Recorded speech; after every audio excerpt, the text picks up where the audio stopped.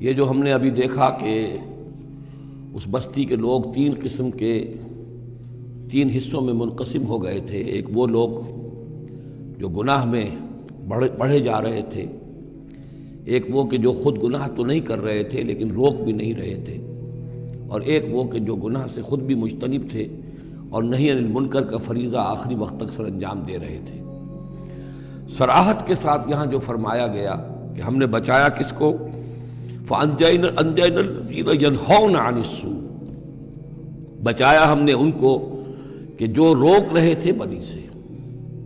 وَأَخَذْنَا الَّذِينَ ظَلَمُوا بِعَذَابٍ بَئِيسٍ، اور ہم نے پکڑ لیا ان لوگوں کو جو گناہ میں ملوث تھے ایک بہت ہی برے عذاب میں ان کے نافرمانی کی وجہ سے۔ اس سے بعض حضرات نے ایک نقطہ نکالنے کی کوشش کی ہے، اور وہ یہ ہے کہ ایک گروہ کے بارے میں صراحت کے ساتھ آ گیا کہ اس کو بچا لیا، وہ لوگ جو نہی عن المنکر کر رہے تھے۔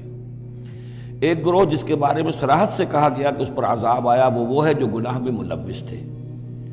گویا کہ درمیانی گروہ جو ہے اس کے بارے میں یہاں سکوت اختیار کیا گیا ہے۔ ان کو ایک طرح سے امید دلائی جا رہی ہے کہ جو لوگ گناہ سے مجتنب رہیں گے، اگر وہ خود گناہ میں ملوث نہیں ہوئے ہیں تو اس عذاب سے کہ دنیا میں آتا ہے اس سے وہ بچا لیے جائیں گے۔ اور یہ بہت بڑی غلط فہمی ہے۔ یہ ایسی ہی بات ہے جیسے کہ میں نے آپ کو بتایا تھا سورہ مائدہ کے پڑھتے ہوئے کہ جو آیت مبارکہ تھی کہ علیکم انفسکم لا یضرکم من ضل اذا اہتدیتم، تو حضرت ابوبکر رضی اللہ تعالیٰ عنہ کو خطبہ ارشاد فرمانا پڑا کہ لوگوں تم اس آیت سے بالکل غلط نتیجہ نکال رہے ہو۔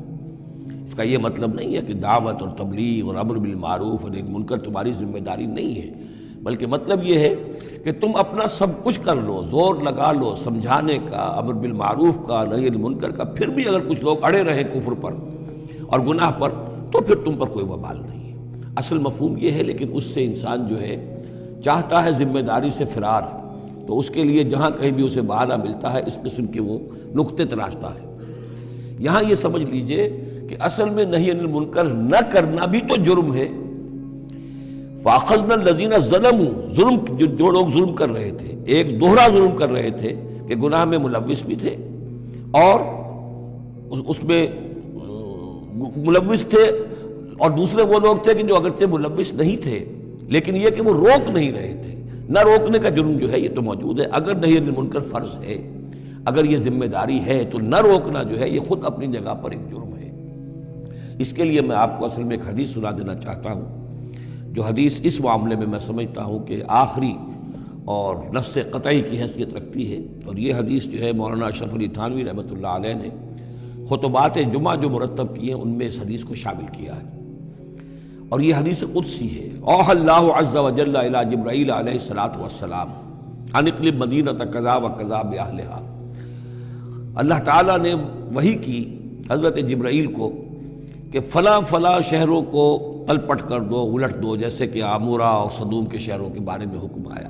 قال فقال، حضور فرماتے ہیں اس پر حضرت جبرائیل نے عرض کیا بارگاہ خداوندی میں، رب یا رب ان فیہا عبدک فلانا لم یعصک طرفۃ عین، پروردگار اس میں تو تیرا فلاں بندہ بھی ہے جس نے کبھی پلک جھپکنے جتنی دیر بھی معصیت میں نہیں گزاری، گناہ سے اتنا پاک صاف، نگاہ کا ادھر سے ادھر ہو جانا، اتنا وقت بھی کبھی معصیت میں صرف نہیں کیا، تو کیا اس پر بھی الٹ دوں؟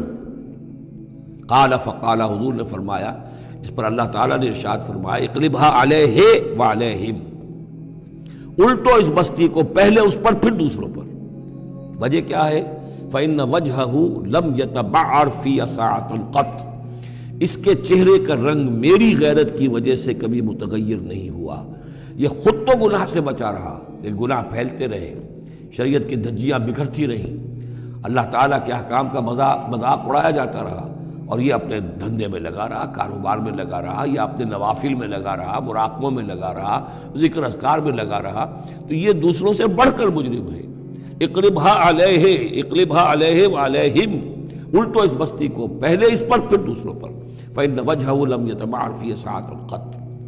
اور دوسرے یہ کہ قرآن مجید میں سورہ انفال اب بہت قریب آ گئی ہے، ہم پڑھیں گے جلد ہی، وہ آیت مبارکہ بھی نص قطعی ہے قرآن کے حوالے سے، یہ تو حدیث کے حوالے سے ہوئی۔